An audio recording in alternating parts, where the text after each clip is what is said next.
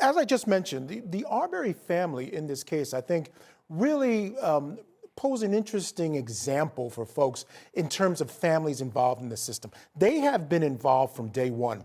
But for them, this case might have gone away. Authorities originally weren't going to, they swept this under the rug, as we know. They actually told the Arbery family that he was killed during a robbery in progress, or not a robbery, but a burglary in progress.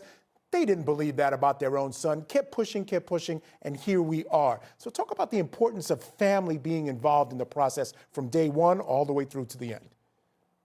This is something I know a little bit about, and my family was the victim of a violent crime, and I know that it was something that my grandmother, constantly did was keep involved with the police and making sure that they were front of mind. If crimes are not solved quickly, they're often never solved, and cases go cold.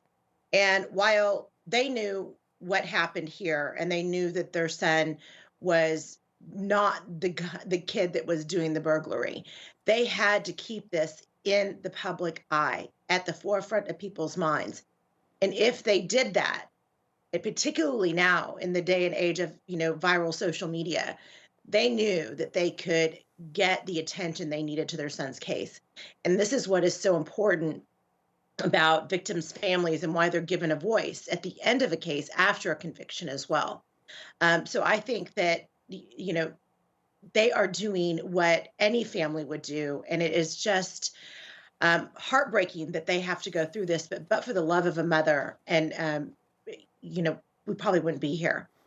Absolutely. I couldn't agree with you more. And again, they really have done an incredible job just supporting the entire prosecution, making sure folks have not forgotten their son. I want to go to something that Kevin Goff raised. I'm sure you heard. He was talking about a certain form of Southern gentlemen who were not being represented in this case. I believe he termed them Bubbas and Joe Sixpacks. I want to get your thoughts on that argument. So for our viewers that don't know what a Batson challenge is, in California, we call it a Wheeler-Batson challenge. It is when a prosecutor or a defense attorney is eliminating jurors based upon a protected class, not for a reason. So they are giving peremptory challenges. So not the cause challenges, but the peremptory challenges to jurors to try to strike jurors of a protected class. I am sorry, but white Southern men are not a protected class. They're not a class that has been historically discriminated against in this country. And the arguments that were made by counsel for the defendant, in my view, were very offensive. You know what? I didn't want to go there, but I think I'm in your camp. Sorry. No, it's okay, because what was happening, and we can explain it right now, is that I think he was grandstanding. I think these are arguments that he knows the camera's watching. He wants folks to he wants to put this out there into the public air. I think he knows these are ridiculous grandstanding arguments, but I think that's his real purpose. He kind of alluded to that, too, with the judge. I know the judge doesn't like to be surprised. Your Honor, I know you don't like to be surprised, but I'm going to surprise you nevertheless. And, that in some respects is what a good defense attorney does, or any attorney, that there are times when you are, that there is media attention on you, and it's your time that you need to grandstand.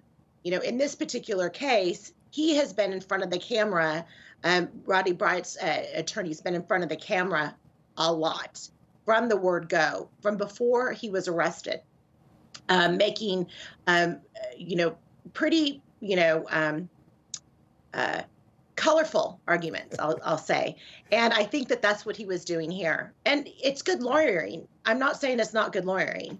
Yeah, I have to agree. I mean, if a good attorney, part of their job is to shake things up, then Kevin Goff is a good attorney, because he definitely does that. And he understands the media. He understands how to work with the media. And that all, in this day and age, is a big part of the job. All right.